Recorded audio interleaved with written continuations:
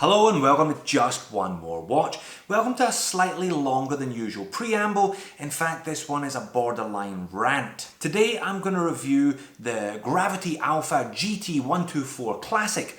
Sounds more like a car than a watch, but nonetheless a really interesting, attractive, crazy dial watch, very much in the style of the Triffolio Millimetro that I looked at a couple of months ago. Now this one arrived about a week and a half ago. I unboxed it, had a good look at it, intended to do the full 2-video treatment, but two things stopped me. The first was it doesn't have a second hand, so I can't do a movement accuracy report if I've no idea how accurate the movement is. Second thing is, it's really noisy. Now this is becoming a bit of a bugbear of mine.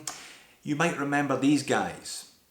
Yes, the kittens from the Spectre video, they're back today again, I'm afraid. Now I think there's a correlation here. This is another watch featuring the Miyota 8000 series movement and a see-through case back. I think there's a bit of a fashion in the micro brand watch industry at the moment for see-through case backs. These Miyota 8000s are workhorses, they are not show ponies. I don't think they were ever designed to be paired up with a see-through case back, and I think when they are, just too much noise creeps out. Let me know what you think. Am I on my own here, or would you rather have a sealed case design and a quieter watch on your wrist? Anyway, rant over. Let's flip the camera and get into the review. Okay, so with all that having been said, rant over, what do we actually have here? So the Gravity Alpha GT124 Classic then. First of all, big thank you to Nicole at Gravity Alpha for sending me this one for review. I did contact her about the noise. She suggested that this one may have been damaged in transit. I'm not sure. I think it's probably just that Miyota 8000 doing its thing. So box here, you know, a reasonable cardboard box, nice Gravity Alpha branding on the top. And I think a really striking, very unusual looking timepiece inside. Great case, lovely leather strap, and I think very well built. It's just a shame it's a little bit noisy. Let's zoom in for a closer look. And there it is, and it's completely bonkers. So dimensions and specifications then. 42mm diameter, 22mm lug width, 49 lug to lug, so it's a big boy but it wears quite well. 13.8mm thick, so certainly a chunky looking thing on the wrist. 316L stainless steel case and case back.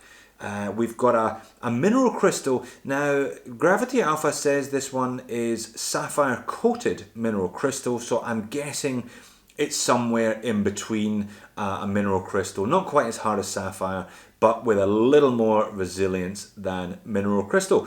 We've got a nice etched, or properly deep etched Gravity Alpha logo on the crown, and very nice brushed Gravity Alpha again etched on the leather strap.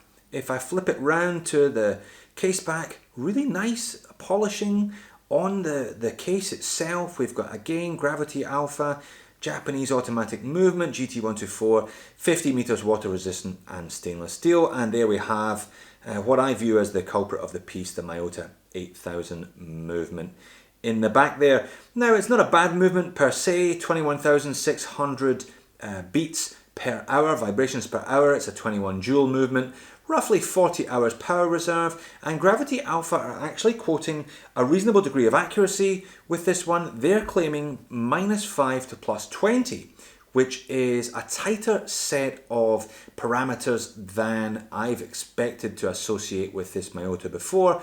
Perhaps they've done a little bit of work to this one. Now the strap, I gotta say, this is the softest and most comfortable leather strap that I've encountered on a watch at this price point. So Italian leather there, nice bit of stitching, and nicely embossed Gravity Alpha logo on the other side. They do this one in this grey colour. They also do it in brown. They've got a black mesh strap, a silver mesh strap. You can get the watch itself in all black. They do a blue one as well, and I believe there was a red, which was the preserve of Kickstarter, where this watch originated. Now, I'll pop up a lume shot. Please forgive me, this is on my DSLR and I'm not much caught with it, but you get the idea. We've got lume on the hour marker. By the way, the arrow there is the hour marker if you hadn't worked out.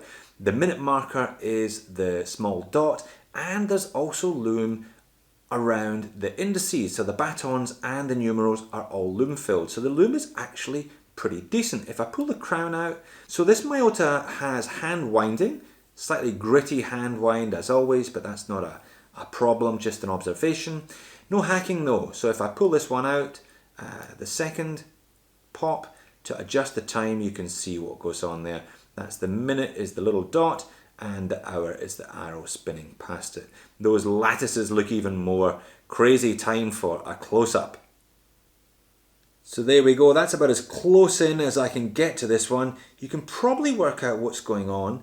So we've got this disc, this kind of perforated lattice on top. That's where the second hand would normally attach, and the minute hand is also attached to another lattice underneath. So with the two shifting over each other 6 times per second, you've got this endlessly changing patterns on the dial. It really is like a little bit of artwork, a little living sculpture on your wrist. So because it doesn't have a traditional second hand, you're only going to be able to tell the time to the nearest minute, and unfortunately you're going to struggle working out exactly how accurate this Miyota is over the course of a day or a week. Maybe it's something you can adjust once a month. So I did threaten the kittens in the intro, and here they are. I'll just give you a quick rattle of this movement and you can see what I'm talking about.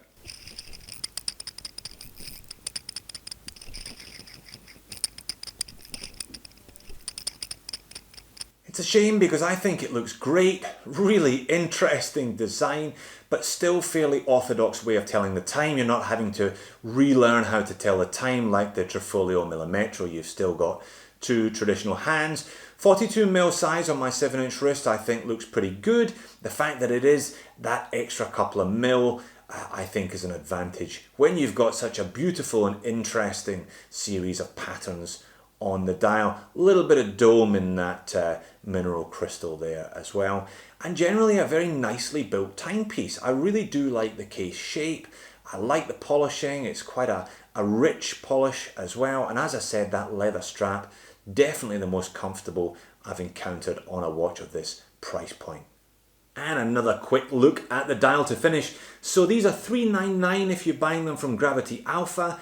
They did appear on Touch of Modern at $299 recently, so if you are interested and you don't mind a little bit of Miyota noise, then certainly worth keeping an eye on Touch of Modern for a deal on this one. So there you have it, the Gravity Alpha GT124 Classic. A nicely manufactured timepiece, very comfortable, good to look at and totally quirky, just a bit noisy. Don't tell anyone. Thanks for watching, and I'll see you in the next video.